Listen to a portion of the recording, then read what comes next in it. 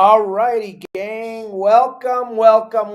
Big show today. We're super excited, gang. Thanks for joining us. This one's going to be incredible.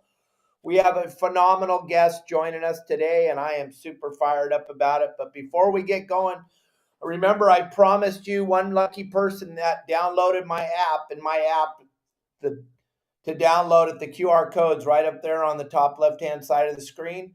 Kelly Girl's going to announce the winner. She's got a ton of stuff to do, so she's going to go do her stuff. But here she is. Let us know who won the shirt and the hat, baby girl. The winner is Brian Pike. So congratulations, Brian Pike. Thank you, Brian, for downloading the app. Yay. Everybody, thank you very much for all the downloads. Thank you very much for everything.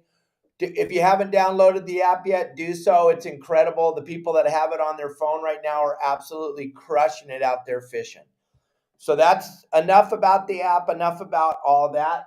Brian, if you would just text Dave your address, your mailing address, and what size shirt you wear. To 949-374-0786, Brian, and we'll get that taken care of you. Congrats. Real quick, gang, today's my son's birthday. Happy birthday, Sean Hansen. Happy birthday, Sean. Happy birthday, Sean. Happy birthday, Billy Killiman. Happy birthday, Lisa Paul. We're going to get going here now. Let's bring in our special guest because he has been working his butt off and he has made it a point to be here today. So come on in, Luke. Let's go. Dude. Hey, how you doing? I am so good. I am so happy to have you here on the show today. My wife, I just want you to know, my wife and I have been watching you and we've been just mesmerized by your videos. And to be perfectly honest, I didn't even know you were on TikTok. And then I went on TikTok and I saw 1.3 million followers. Gang, that's a big deal. That is a huge deal. But my goodness, I fell in love with you watching you on Facebook. And my wife was just blown away. When we found out how old you are and how much knowledge you have in that little brain of yours, absolutely incredible. And there's a lot of people that don't know who you are that are watching live right now from my side, your side, they know who you are. But just give them a little background to who you are, and then we'll delve into all the cool things that you do. But how did you get into this? Sorry, what'd you say? How did you get into this fishing thing? Man, I've always wanted to fish and crab and whatever. And I mean, my 5th grade yearbook under, where it says what you want to do, mine says crabber. And, I'm first generation crabber. My parents didn't do it or anything. My parents had a friend that did it, CJ Canby, who's, I started helping him when I was like 11, 12 years old, building crab pots and stuff like that. And then, he let me on the boat when I was like 12 and I helped him until I turned 18 and graduated high school. And I got a boat. Well, I pretty much built a boat out of junk and had a couple hundred crab pots and went crabbing. And I've been at it ever since. Sometimes you got to be too dumb to quit sometimes, That's what I say. Right. Now, just so people understand, how old are you? I just turned 27 on March 4th. So freshly 27. Where did you come up with, because everybody, you don't understand. Find a 27-year-old with a work ethic nowadays. That is absolutely incredible. I'm sure there's very few of the people you went to high school with that understand it. When you tell them, I got to go to work at 4 a.m. and I don't get off until I don't know what time, that blows their mind. They need a break every 3 minutes, whether they need it or not. Yeah. None of that here. I just don't, you can't consider failure as an option at all, and my mentality is don't have a plan B. If you really truly want to be completely dedicated to something, to give it 110% every single day, it has to be your only option. You have to treat it as your only option, and that doesn't work for everybody. I'm a special kind of crazy. I have, special screws loose to make, make this all possible. So, but yeah, it's the work never ends. You know how it is. Oh yeah, Dino, thanks for joining us. Hello, Dino. Gang, there is just an amazing amount of work that goes into any type of commercial fishery. It is, You only get paid. You don't get paid until you catch something. Yeah. All the prep. See, this is what, especially people your age, and I would say anybody younger than 40 doesn't understand that you have to work and all the prep work to get paid. And as a crabber or as a commercial rock cod fisherman, like I used to do, we don't get paid until we get to the dock with our stuff. And you might break down. So just kind of go into what in your mind possessed you to work so hard for no money. I just, I don't know. I've always wanted to do it, and I just decided that I was just gonna give it 110%, and you know, I was dedicated to making it happen. And you really got to be. And I'm just, I love problem solving. I love, building things. I love being able to work for myself. I'm the kind of person that just has to kind of work for myself. Like I'm just, super, super driven and determined to like make it happen on my own, kind of. But yeah, I mean, it's, these are things that it took me years to kind of realize. Things like, you don't get paid until you get back, and it costs $1,000 a day to go to work. It does now. It didn't back then, but even back then, I remember in my first years of crabbing, I had this goal of like making $500 in one day, and in my mind, that was just like, I was like, I'll be doing something if I, make $500 in one day. And in reality, you're not even making $500. It costs you $300 to go catch the crabs. You know what I mean? So you're making $200, but it took me a long time to, figure that out. Now I have it pretty well dialed and everything. But yeah, I mean, it's $1,000 a day to go to work. I have 3 guys that I pay that are on my crew, and, I'm using tons of bait, tons of diesel fuel. You have insurance. You got to factor in all the insurance you're paying, the trucks, all your, maintenance. And then you have to factor in things for, unexpected costs and things like that when things break, because they always break. I've been through like 3 transmissions and 2 motors, and that's just crabbing. You tear stuff up, that's just the way it is. That's commercial fishing. You got to spend it to make it, but people don't realize that. And I tell you what, it took me, I'm not kidding. I think I probably spent the first like 5 or 6 years, like,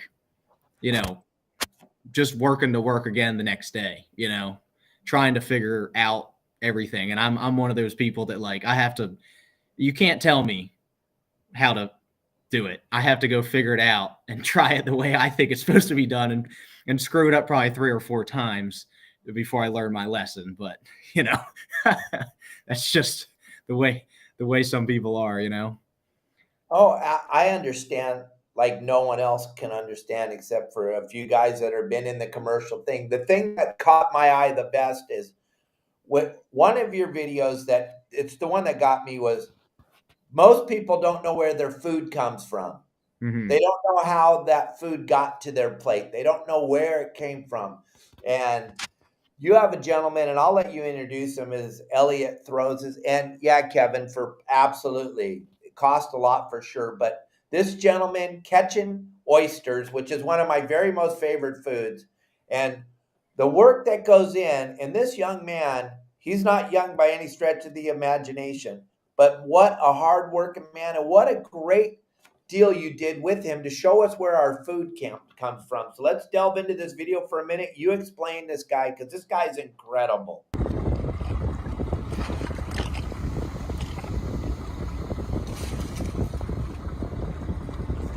I mean, look at that. He's catching those with 2 poles, and he's scooping. We've never seen this on the West Coast, so this is mind-boggling. Try to explain to us what's going on here.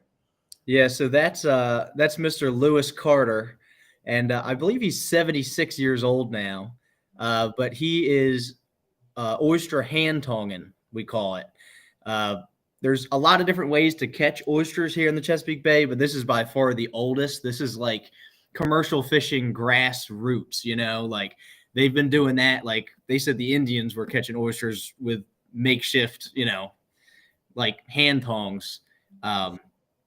so they've been doing it forever, and it's, it's a very sustainable way to catch oysters. It's real easy on the bottom. It's actually very beneficial for the oysters and stuff like that. Mr. Carter, he's been doing it for a very, very long time. He's been at it his entire life, and I can't remember how long he told me he's been doing it, like what year he started. But I mean, he started when he was like a young teenager, So here he's culling the oysters. So they rake them up like this, with those tongs, and then they dump them on that board. They call that a culling board.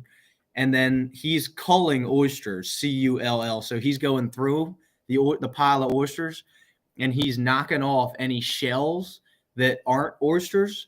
And then he's measuring the oysters to make sure they're at least 3 inches point to point or point to hinge. And then those are the ones you can keep. So you can't keep anything under 3 inches. There's no maximum size limit, but the most ideal market size oyster is usually like a 3 to 4 inch oyster. They're better for the half shell and stuff like that. But he's knocking the shells off that are attached to the oysters that don't have one in there, and he's throwing them back over. It's a super important part of like oysters' life cycle to have the old shells, so that they can, strike and grow new oysters on the old shells. You know what I mean? So we make sure that we put, by law we have to, but, also just as fishermen, we want to have something to catch the next year and, whatever else. So Well, it's important that we put the shells back and stuff, that rake or we're seeing the end product, but just so that we can understand, because I watched the video, so I know what's going on here. People are just getting a little clip of this. What is it taken to rake all those oysters together? Because that guy's standing there, and it just looks like it's just gnarly on your lower back. Oh man, that's some people, we call it dummy sticking. Even the guys that do it call it dummy sticking, because you got to have, they say the best kind of person for oystering has a strong back and a weak mind. Because I'll tell you what, that's some work there, man. That is some work. You got to respect those guys. And people have no idea that that's where oysters come from. They see them shucked in a can in the grocery store. They think, most people probably don't even think about it, but they don't even have any idea, where they come from or who's catching them or anything that's downstream of how it got there, So, that segment with Mr. Carter and everything was actually part of a whole series that I was doing on the wild caught oyster industry in Maryland. It's doing really, really well right now. And that's, there's been a lot of efforts between the state and the watermen to keep it that way, and make it that way. And now we're finally being able to really see, it's been good for years, but we've had some really, really good years in the past few years. And this year was particularly good.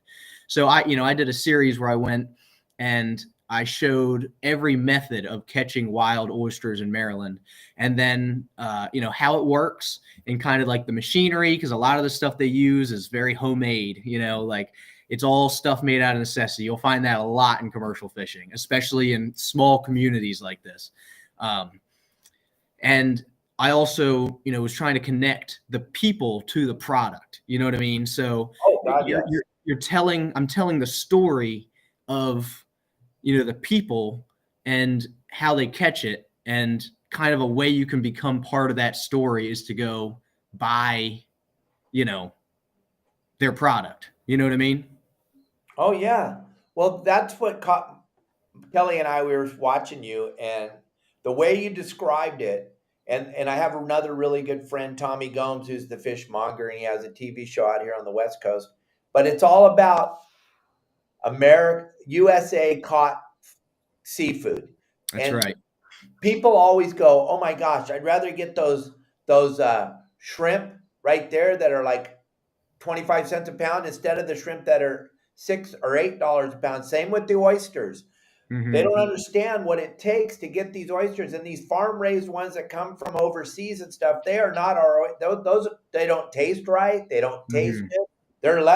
They're lesser product. I understand, and that's why China buys most of our seafood, because of the fact that they understand that our seafood is the very best seafood in the whole world. Our Yeah, lobsters it's are truly wild caught.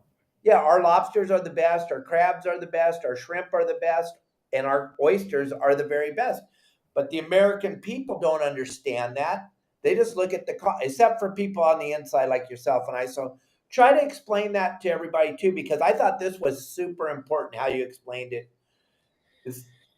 Yeah, so like, you know, you're right. The people don't think about it. You know what I mean? They just see the cheaper price and they think, oh wow, that's a better deal. But there's a world of difference. And then, when you buy American caught, seafood, you're directly affecting, the guy and his family and everybody that's in the business of catching it. The way that the seafood industry is in America is a lot different than other countries where, we can't be owned by, large giant corporations to have these massive, processing boats and all that. So it keeps, the American fisheries very tight-knit community. You know what I mean? So it really, really does make a difference. And the thing is, it just costs a lot to catch it, and you're not just paying for somebody to go out and get it. You're paying for their, decades of knowledge that it took to catch that seafood. You know what I mean? So like when you make the choice to buy, American wild caught seafood, you are directly affecting us in a positive way.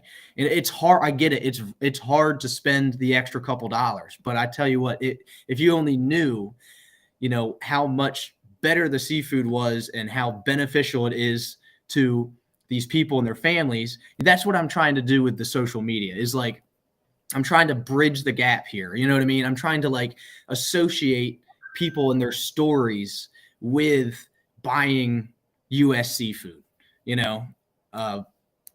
it's a tricky thing to do, but I enjoy doing it. It's great. I'm going to be in this industry for the rest of my life. And, it's an industry that's in this modern age kind of getting swept under the rug and, kind of choked up with a lot of regulation. And, there's a lot of people that don't even understand how it works that are making rules and they don't understand, they don't even know people that it's going to affect or how it's going to affect them. So I'm just trying to get it out there, and also, there's a lot of kind of propaganda and a lot of money in advertising for certain departments and, things like that, they have a lot of money for press to, stop. They're trying to associate commercial fishing with, negative, it's harmful for the environment and things like that. But if there was no commercial fishermen, there would be no fish. There's nobody nobody has an interest in conserving and, in keeping balance in the ecosystem for all the things that we catch and enjoy and eat, like we have fish. The thing people don't realize is fishermen are the most invested people in the fishery. Like we are the most interested in keeping it around and keeping, supplies sustainable. We really are. And like we put tons of effort and our own money and time into keeping it that way, and so I see it as kind of like evening the playing field. You know what I mean? Like a lot of fishermen, especially in small communities, most fishermen are older people, and a lot of them don't have a lot of capacity to have a voice, on the internet, which is like where most people live their lives out now is on the internet. You know what I mean? So I just happen to kind of be in a position where, I can kind of help tell their story and, just put their reality out there. You know what I mean? For people to observe and, and hopefully make. I don't understand. I don't know how you could see all this and get to know these people and hear their stories and not buy their seafood, not resonate with that and and whatever. Well, here's what I thought was so interesting watching what my wife Kelly and I were watching, and we were paying attention, and I was listening, and I was like, I love oysters and I love crab and I love shrimp and I love that stuff. And then when you delve a little bit deeper, you watch what Luke's showing you and how he's showing you where your food comes from. then you click on one of these social media channels how they get shrimp in Thailand, for example, or how they get oysters in Malaysia, and you look at you look at the product and where it's coming from, and it makes you want to vomit. And the minute you find out what you're eating, you're like, I can't eat that anymore. But people, there is no, here's the key, and this is why I love you so much, and I wanted to have you on the show, is you're showing this, and younger people are listening to you. Us old guys are listening to you, Luke, don't get me wrong.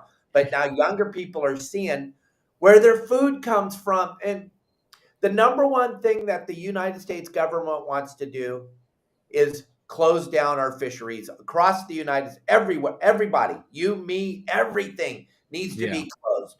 Well, the way they're making it in other countries is filthy. It's not a better way. It's not better for our economy. It's not better for our ocean, and it sure the heck ain't better for their ocean. So delve into that. For the one, we have another video showing how you guys recycle the oyster shells. I think I got that one for Elliot, and how important. Look at, here we go. Talk about this. Shells that the oyster shucker shuck does not get thrown away. It's actually one of the most valuable parts of the oyster, believe it or not. They get put in these buckets, dumped up here, go into that truck, and then they replant them. They dump them back in the water, replant them in the bay so new oysters can grow. It's like a full recycling process, basically. And then oystermen will go out and they'll catch those oysters in 3 years, bring them back here to Harris's. It's pretty crazy to think some of the same shells might come through Harris's 3 or 4 times in 10 years between getting caught by an oyster guy, sent here and shucked, planted back on the oyster bar, new oysters strike and grow, and then getting caught again and brought back here to Harris's. It's like a whole sustainable regenerative system, basically. It's like recycling. Yeah, so there was some misunderstanding in that video. People were thinking that if you throw the shells back, that the oyster just regenerates, which is not how it works. What I was meaning was that, oysters will strike and grow best on old oyster shells. So it's very important that we take the shells from that place like Harris's, where they shuck the meats out to can, and they plant them back on the oyster bars to give the oysters that are there really good habitat to reproduce. It gives their larvae the very best chance of, getting a good hold, striking, and then growing into a new oyster. So what I was meaning is that they take those empty shells, and sometimes they even plant seed on them on land, and then they'll dump them off onto beds, and it helps promote new oyster growth because you're giving all the baby oysters really ideal habitat to grow. So you saw Mr. Carter knocking shells off of those oysters. Sometimes the oyster will grow into that shell, see, and it will basically take the shell it grew on and absorb it into its new shell. But if the ones he's just knocking off are where an oyster attached to an old shell and then grew, and then you'd have a little shell, and then you'd have an oyster. They'd knock the shell off, and then they throw that back. But yeah, I mean, it's I was down there hand tonging with those guys in Bosman, and I mean every lick of oysters, lick meaning a tong full, every lick of oysters. I mean there was 15 undersized little oysters to every one legal size oyster. So you're taking them, okay, and you're picking out the legal size oysters, which have already had a chance to breed. They filter the water, all that kind of stuff. And you're taking those ones out and you're throwing all the undersized oysters back on top of the pile and giving them the best chance to survive. The number one killer of oysters is runoff and sediment. If they get covered up, they will choke out and die. So everybody thinks that you just throw a bunch of oysters overboard and leave them alone, and they're going to reproduce and grow into this giant vertical reef and all this and that. That may have worked 200, 300 years ago, but that doesn't work in a modern, not when we live in the Chesapeake Bay where we have the Conowingo Dam and Balmer City and just runoff from New York and Pennsylvania, like sediment is like a huge issue in the bay and pollutants. So, in order to keep these oysters alive, the fishermen need to go, and then they take the big ones and then they throw all the little ones back on top, on top of the sediment, and it keeps the shells clean so that they can stick and reproduce, Same with the recycled shells that you're dumping in the water, the whole Yeah. thing. And that's one of the biggest things that we don't understand on the West Coast, and people don't understand. All they can think of, they get this in their crawl, is that we need to shut down fisheries. Fisheries are horrible. But if you look at the amount of shells, just on that one video, the amount of shells that you're dumping back into the ecosystem, and a thing that you said that is super important for people to understand, and there's lots of videos out there, an oyster is a filter. He filters the bad things out of the water. We can still eat them because they have an enzyme inside of them that filters out the bad stuff, and we can eat it, but it cleans the water. So actually, commercial fishermen are actually, mind-boggling as it may seem, we're helping the environment. We are helping the environment by turning these things over, like you said, creating this top on top of the sediment and the runoff, which is absolutely astounding that you're doing that to the environment, which people don't understand. And we're getting a lot of comments from people that are thanking you. I don't know if you're seeing them on your side, but they're thanking you, Luke, for showing. Oh, yeah. They're thanking you. They are thanking you for making them aware, because people really honestly don't know where their food comes from. They don't understand. Yeah. They don't understand. Red tide here in Florida. Look at Dino's talking about red tide. Red tide is gnarly, but 99.9% of the red tide today is not the red tide when I was Luke's age. The red tide when I was Luke's age was actually caused by plankton bloom of the photoplankton blooming so fast, and then the zooplankton eating it, and then the water temperature changed, and it would die, and it would cause red. Now, and Luke can sum this up perfect, the red tide today is caused by runoff. Algae. Yeah. And runoff. And urban runoff. That is 99.9% of what it is today. It's not the same red tide. Yeah. Yeah, I mean, it's just the way stuff works when you have a bunch of fertilizers and stuff like that are made to make plants grow, and they run off into the bay. Algae is a plant. It works the same way as a plant.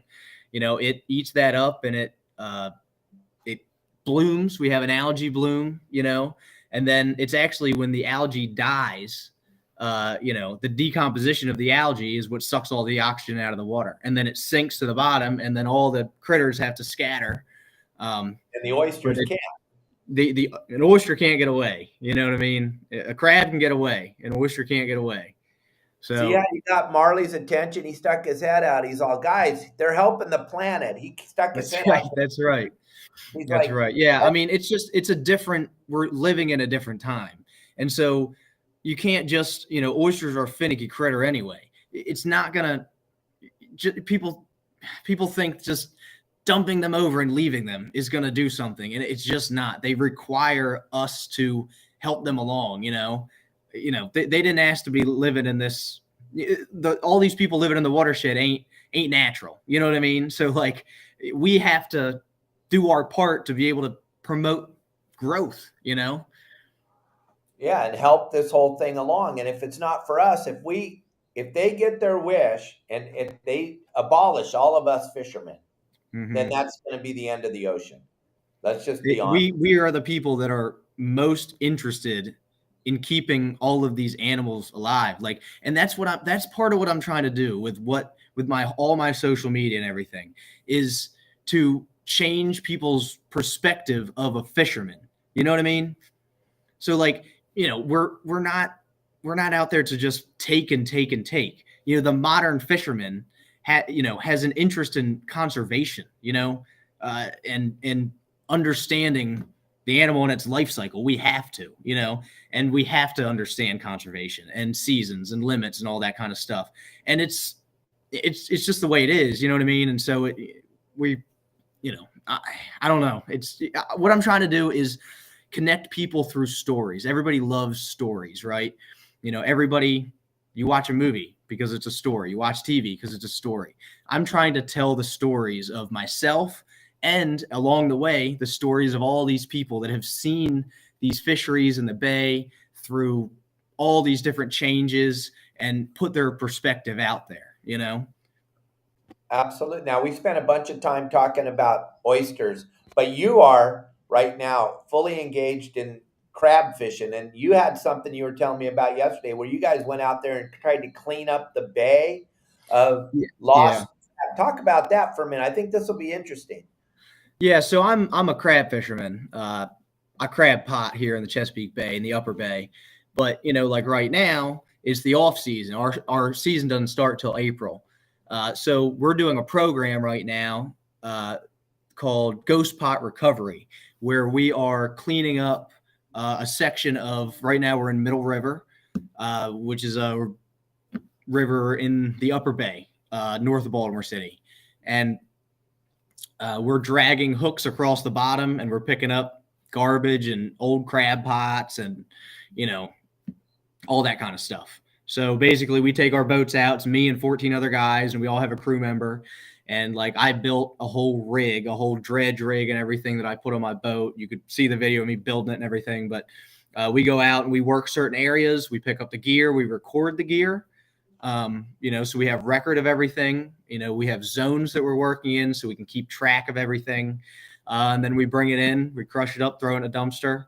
It's like keeping your office clean. You know what I mean? You got to take time to, you know, she takes care of you, you know, you got to take care of it. You know what I mean?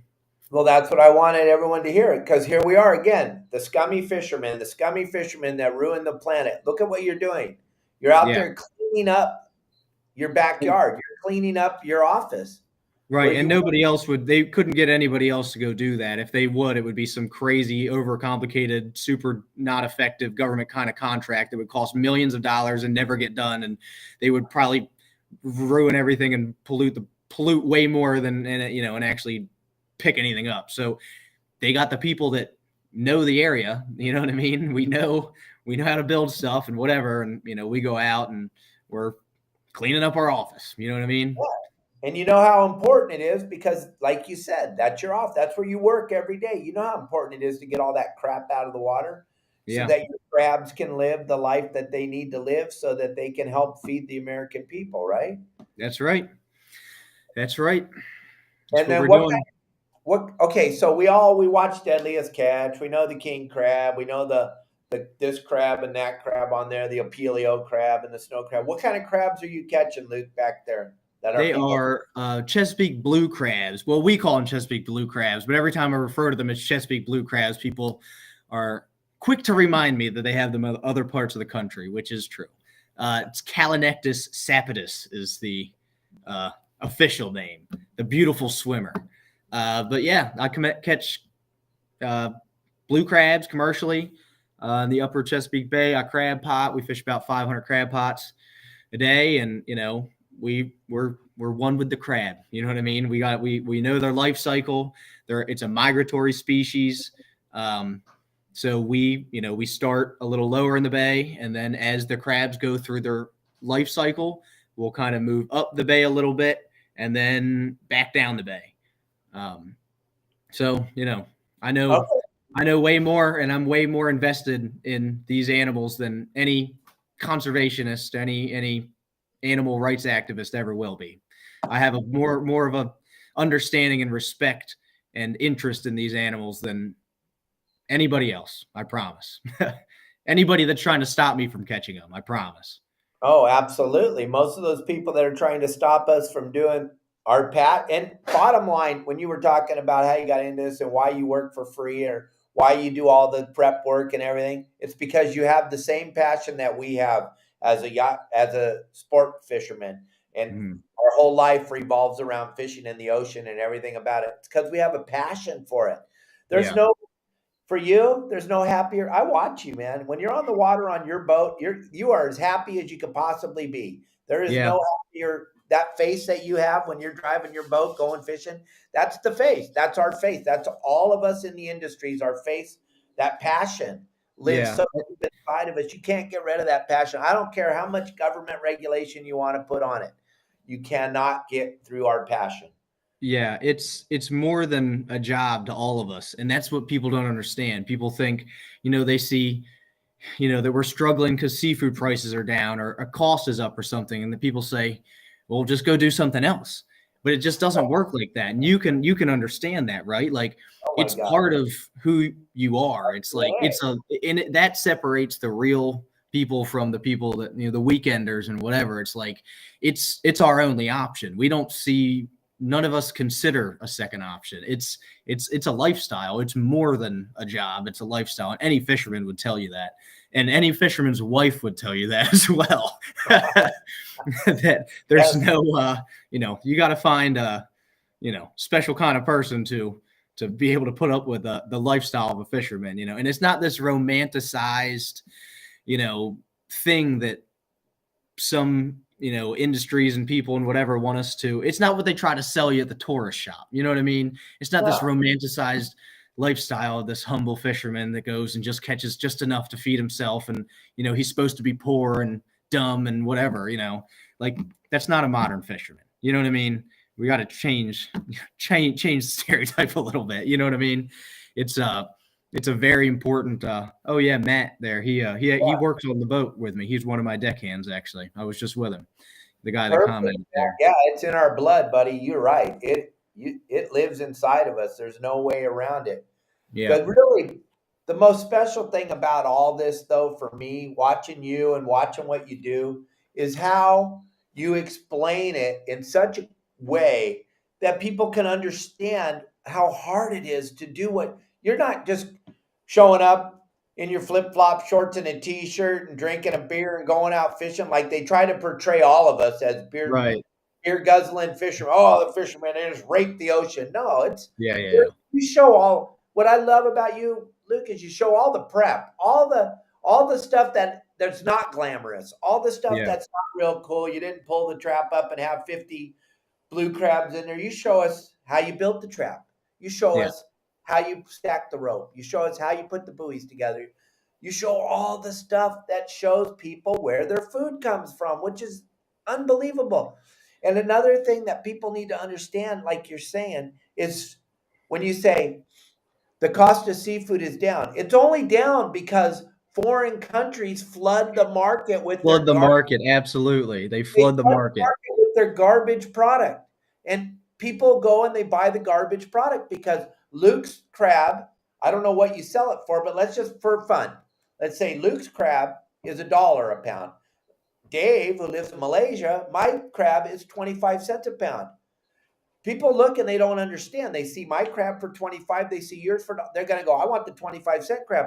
But the 25-cent came out of the most polluted water in the world, the most scummiest, grossest.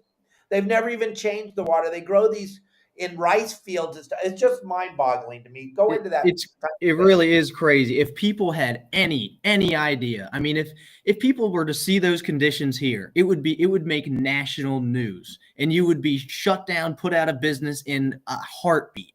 The thing is, you put an ocean between us and a little bit of money into advertising and the perception of this and that, and then you can make it a little cheaper. People look right past it. It's mind-blowing and incredibly frustrating for fishermen because, like, it's our entire lives to provide seafood, and when we get out-competed by these people that we know, like I said, if it was us, we'd be put out of business in a hot second. People would be disgusted if they knew where these things came from. All this like, Venezuelan crab meat, that's a huge thing. Like, so much of the crab meat from in the U.S., blue crab meat is not even a blue crab. It's a very similar species, but it's Venezuelan or it's I don't know. I'll think of it. But there's a couple other countries, and I mean, you can look up articles and stuff where they're pulling them out of water where there's sewage spills and oil spills. They're cleaning the oil and sewage off of crabs, picking it there, and in conditions where people would be ill if they even knew,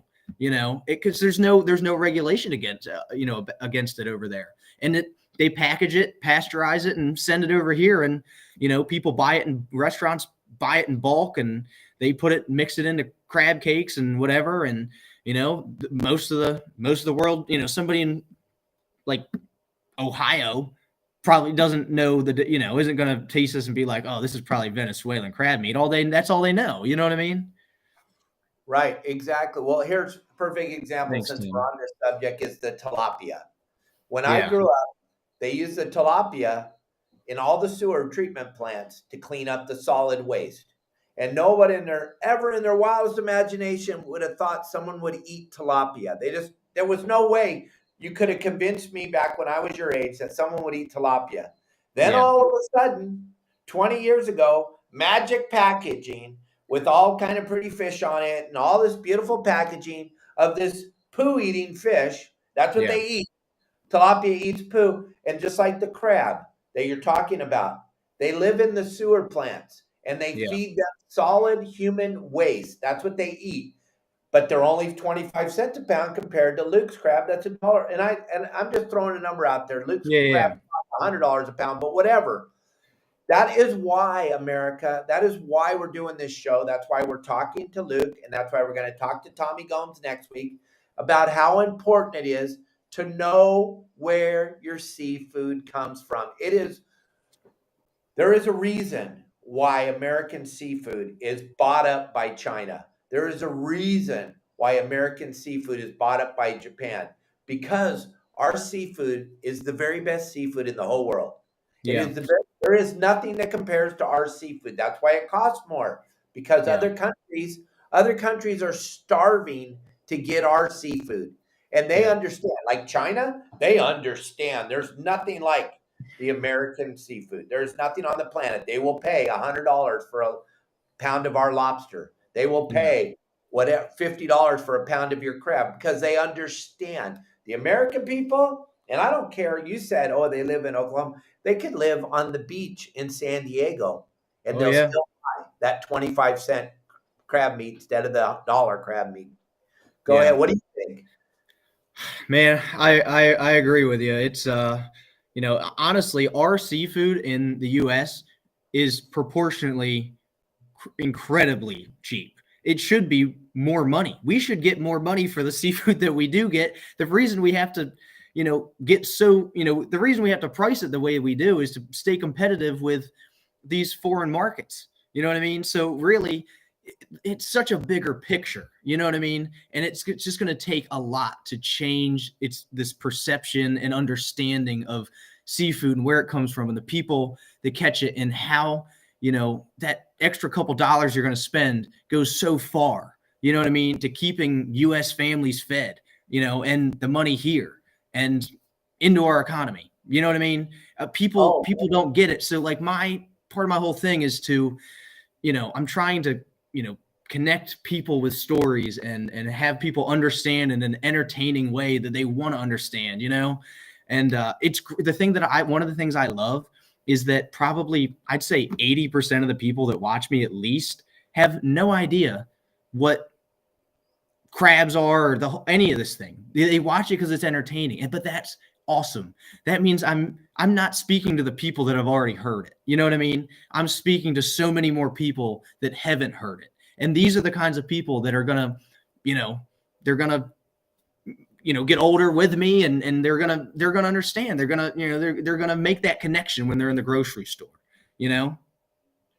Another thing that you need to focus talking about, and you don't need to do anything. I'm just saying right now, what we need to talk about and focus on, because we have a fish out here on the West Coast that everybody's fallen in love with, that they package, and it's called, now there's no such fish in the whole planet Earth, but they call this a Chilean sea bass. I don't know. I was just going to ask you if it was a Chilean sea bass. There's no such thing. Yeah.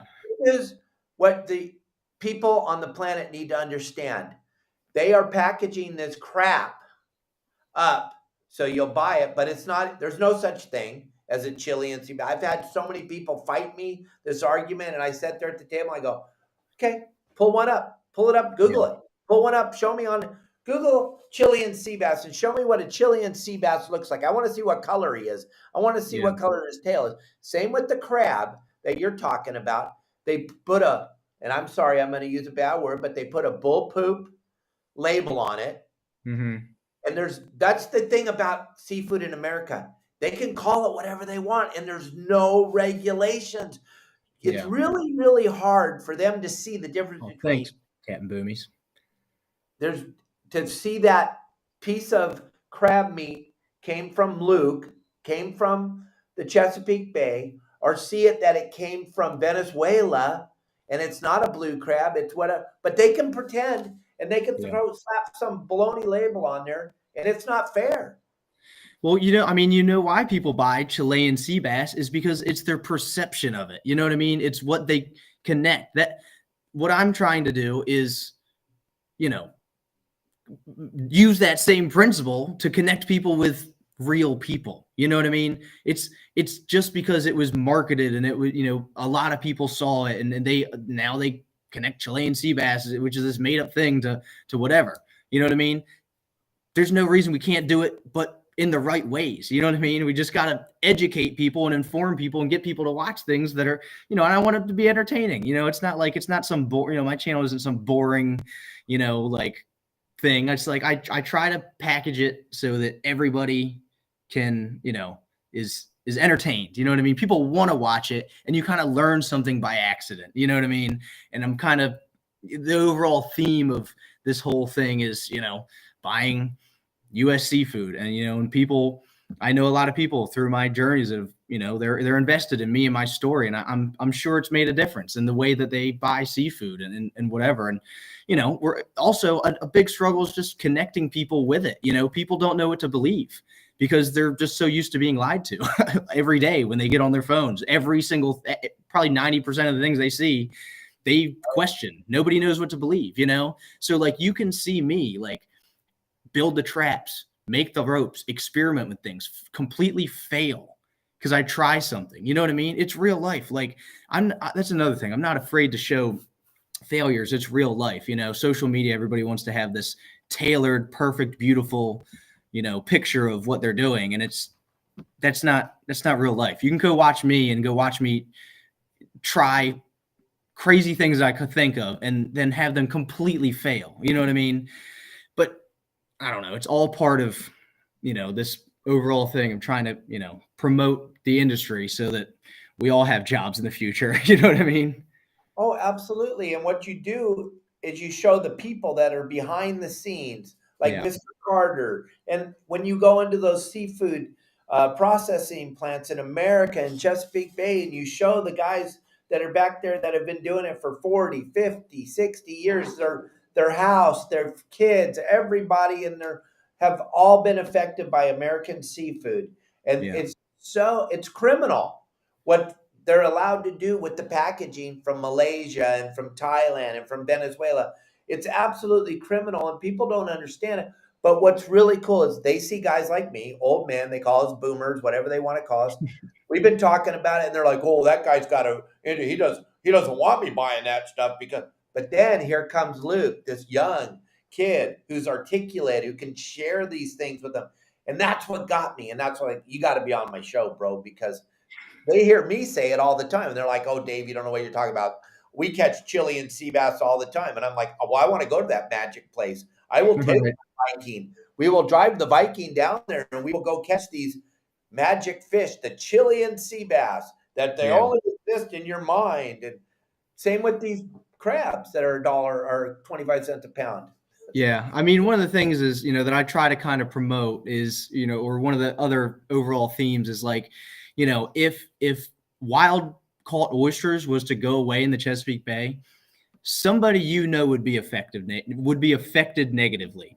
And people think, well, I don't know any watermen, and I'm not a waterman. Well, it doesn't matter because that oyster goes from the bottom of the bay. It's caught by a waterman with a set of hand tongs. There's somebody up the street, their job. They raise their family by building hand tongs for watermen.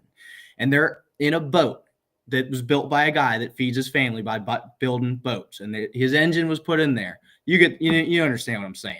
You know what I mean? He catches the oyster. The waterman gets paid for the oyster. He feeds his family. He sells it to a buyer. The buyer buys the oyster and then, sells it to or shucks it.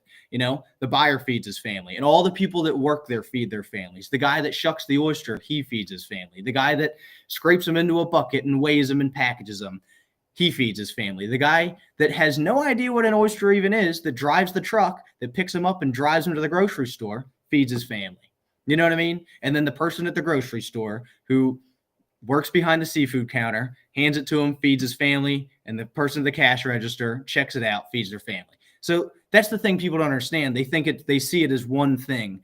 Supply chain is so, intricate and whatever. And it's just so important to keep, U.S. fishermen around, because it's more, they see it as just us. It's so much more than just us. It's everybody. And, seafood, that's just on the wholesale end. You know what I mean? You catch, waterman catches a fish, same deal. Guy builds nets, this and that, guy that fillets the fish, feeds his family, goes to a restaurant. You know what I mean? Guy cooks it, feeds his family. It's like, there's so much to it. If you were to take all that away, it would be detrimental to thousands and thousands and thousands of hardworking Americans that, we can't afford to lose any more hardworking Americans, because for every two that go, there's half of one to replace them. You know what I mean? Oh yeah.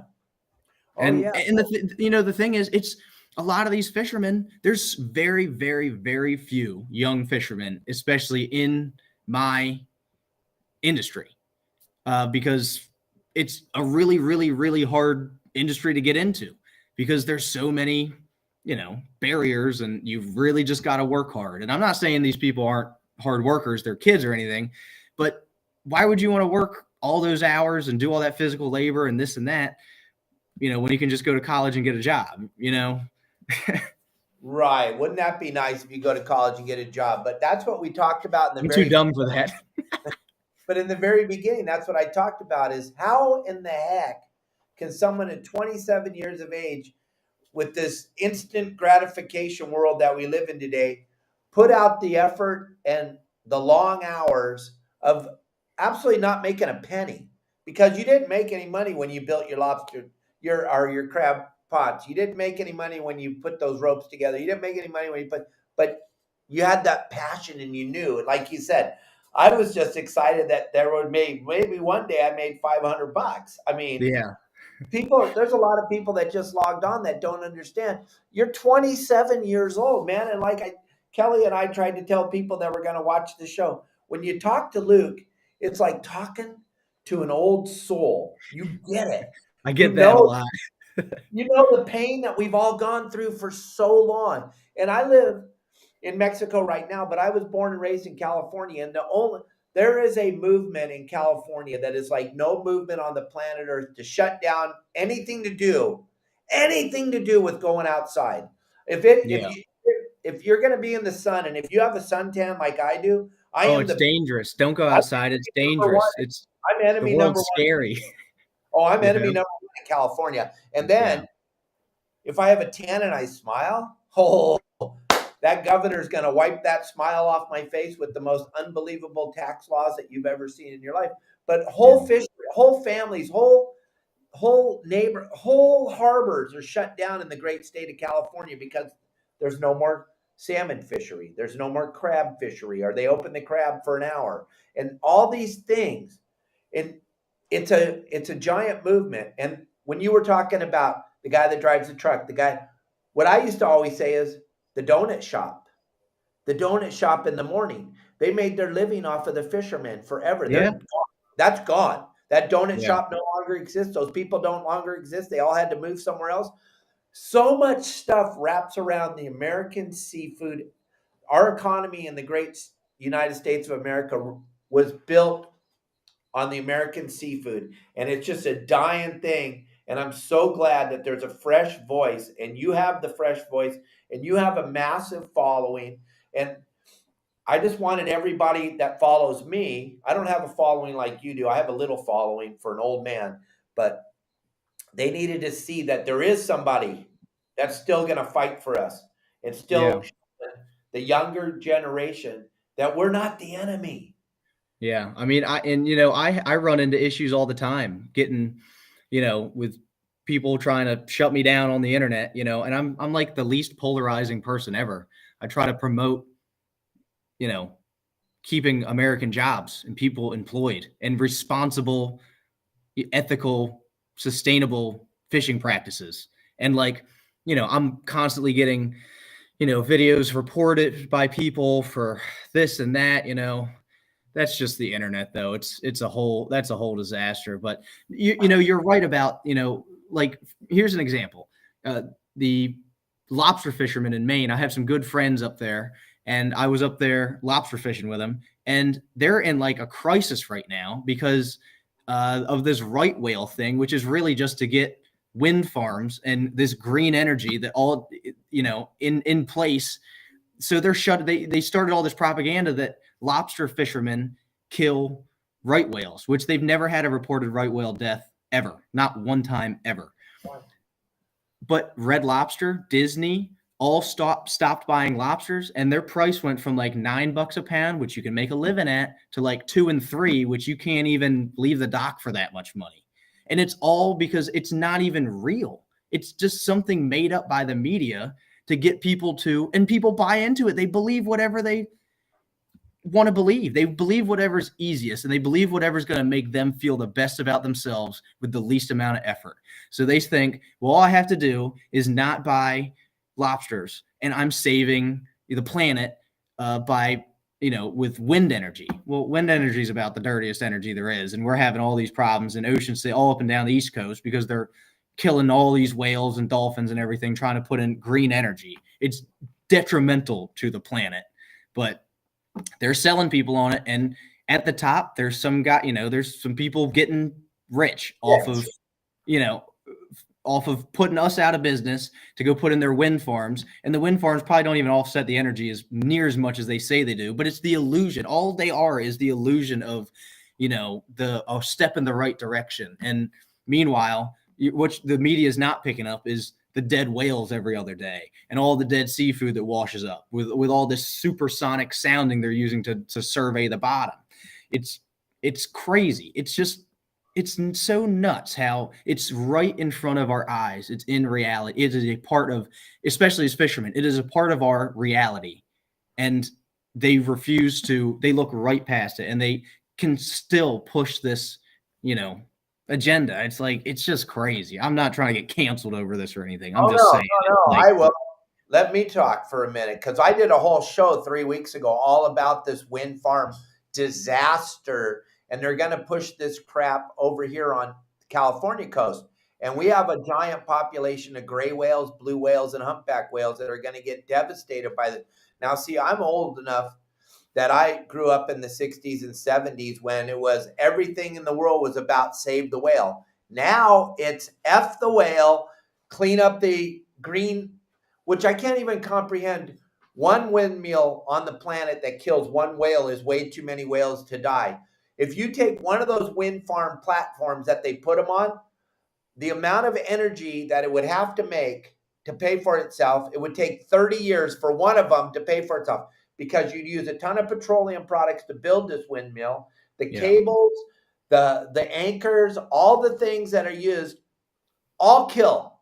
And they did this in Great Britain, and they put these windmills up, and they killed thousands of whales and dolphins and turtles, and and who knows what they're doing to the bottom.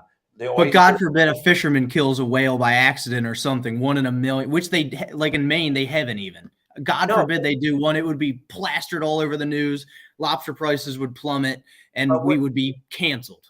But we don't do it. If a whale was to get tangled in your crab traps or my lobster traps or whatever, we're going to do everything in our power. We're going to send out all our buddies. We're all going to go, and we're going to try to get this whale, and we're going to try to get the gear off him, because we don't want to see a dead whale.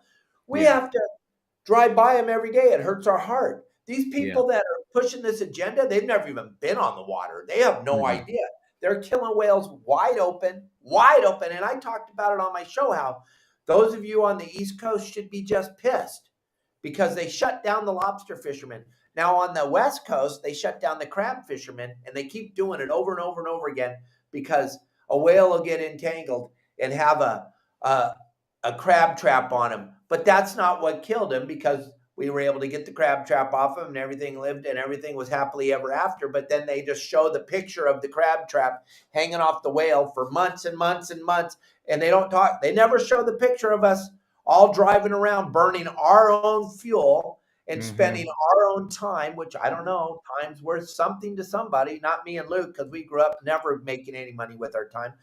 But No, it's Yeah. devastating. It is absolutely mind-boggling what they're doing today to you guys back there and what they're planning on doing in California. And it's going to happen. And nobody seems to care about the whales anymore, which everybody cared about them.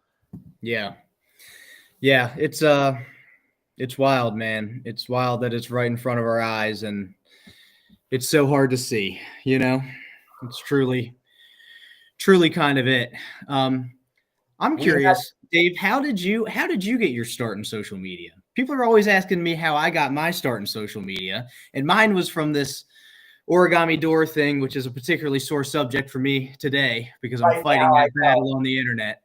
But Elliot told me about it. I'm sorry about that. It's just amazing. disaster, man. It's a They want to mess. It's a mess. they want to cancel me at every. Right now, I have the biggest shadow ban in the history of shadow bans on TikTok. I Yeah. have 90,000 followers on TikTok, and my videos get 1 to 200 views per video, which is absolutely mine. And then they say, "Oh, you don't have any shadow." If they release a video and let people see it, all of a sudden I get 1 million views because people want to hear this old guy talk. Yeah. But what happened was I was on the cutting edge since the very beginning of time, sharing fishing spots, because California has been on a mission since I was a young man to stop us from fishing. So my family owns 9 of those, what you guys call on the East Coast, head boats. You guys call them head boats. My father has 9 of them. He's been in the industry since 1947. We lost him January last year, but we started seeing a giant push to get rid of fishing. And I thought, and there's so many people negatively talking about fishing because they can't catch anything. And it wasn't because there wasn't any fish. It was because they didn't know where to go. And so I started this campaign 25 years ago, maybe almost 30 years ago, where I would teach you how to fish. And I started out on the very beginning of social media, being out there. I was called I was a sellout, and I was Hollywood Hansen. Too. I'm on the internet and I'm sharing information with people, and I would be sharing all this information. And then here's when it went bananas. During that little hiccup we had 3.5 years ago, when everything was shut down and everybody had to stay at home, I watched a show called Tiger King. And I saw Carol Baskin. And she had millions of people watching her on social media. And the lady couldn't even spell her own name. And I was like, oh my gosh, I bet you if I went on there and started a show, people would watch. So during that little hiccup in the United States, I would do a show at 12 o'clock, just like I do right now. And then I would do another story time with Captain Dave at 6 o'clock at night. Remember, we had nothing to do. We weren't allowed to go outside. We weren't allowed to breathe oxygen. You had to wear a diaper on your face, all that stuff. So I didn't know what to do. And I have a lot of words, a lot of extra words inside me that I want to share. So I started this podcast. This is 1,172 podcasts I've done since the. Wow. Really? I do a live one every day, Monday through Friday at 12 o'clock live. I'm the only guy that does live podcasts. Everybody else, they're scared to death to do a live because they can't keep their bad words in their mouth. They all spew them out and dump them. You'll never hear us on our show. But I started doing that. And all of a sudden, all these people started watching me. And all this stuff started to happen. And I have a website that teaches you how to fish also that's member-based, Your Saltwater Guide. And so the membership started to build over there, and then the social media platform started to build over there. Then I met this wonderful human being named Elliot that you're working with a little bit. He's helping you a little bit. Yeah. Elliot has the key to the whole. He can unlock the door. He can't fix what's going on at TikTok. I understand that. He can't fix that algorithm, but he knows how to get me out in front of people. And once he was able to push me out in front of people and they started to listen to me, and they were all, wow, this old man's got a lot of cool stuff to say. And now we get millions of views a month, and I'm blown away. Millions and millions of views a month, and it's absolutely unbelievable. So that's how I got into it, because of Carol Baskin. I blame it all on Carol Baskin. Wow, that's pretty wild. That is pretty wild. Never would have thought. Thank you. Social media, man, that is a whole nother beast. Everybody wants to be a social media person until you become one and you realize that it's a whole job. And the hate, the mind-boggling amount of hate is just The hate and just trying to deal with all the red tape too. And not knowing the roadmap or what are we allowed to, and I'm an old man, so I don't have much of a filter, and I don't know what I'm allowed to say and what I can't say and what's socially accepted and what's not. And so thank God I got Elliot to bring me back down when I start to run off onto a tangent. But I promised you this would take an hour. We're already an hour and 5 minutes. You and I could talk till our heads fell off, but you got a ton of work to do. We do sometimes on the phone. Absolutely. And your girlfriend and my wife are going, okay, guys, that's enough. Yeah, right. Pretty much. I hear you're going to have my buddy Dave Marciano on too. Yep, in 2 weeks. In 2 weeks. Awesome. I had Paul I'm looking forward to that one. Paul was good last week too. He's funnier than heck. We had to pull him back a few times. Yeah, I'm sure. We're passionate people, fishermen. Yes, we are. But we Luke, have to be. Let everybody know how they can find you. There's a lot of people still watching. We got like 70, 80 people watching live right now. Let everybody know how they can find you. We'll wrap this thing up so you can go to work.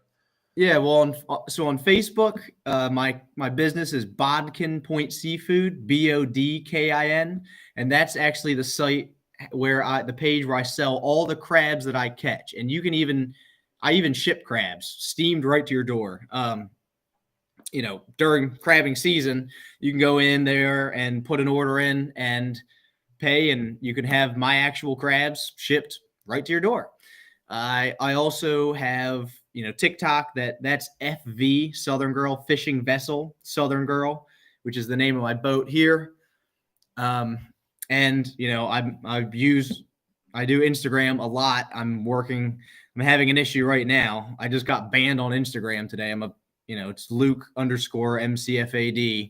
So I've been trying to get that straight for like all day. I've never had any violations, nothing. And they just I have a verified account and they just banned me with no warning. So that's the day of, trying to be an influencer, I guess. I hate that term, but you know how it is. It's, but yeah, all those things, that's how you can find me. And hopefully I'll have Instagram up and running. I really hope. All right. That's a huge part of my business. So I appreciate everybody watching and everybody commenting and all the nice stuff. It's awesome to be able to interact with you guys. And thank you, everybody, for watching us. And Luke, thanks for an hour of your time. I know this is super busy time for you, so thank you very much. We'll wrap it up right now. Yeah. I will see you all Monday. Have a great weekend. Do yourself a favor, do Luke a favor, and turn off the news. They're all lying.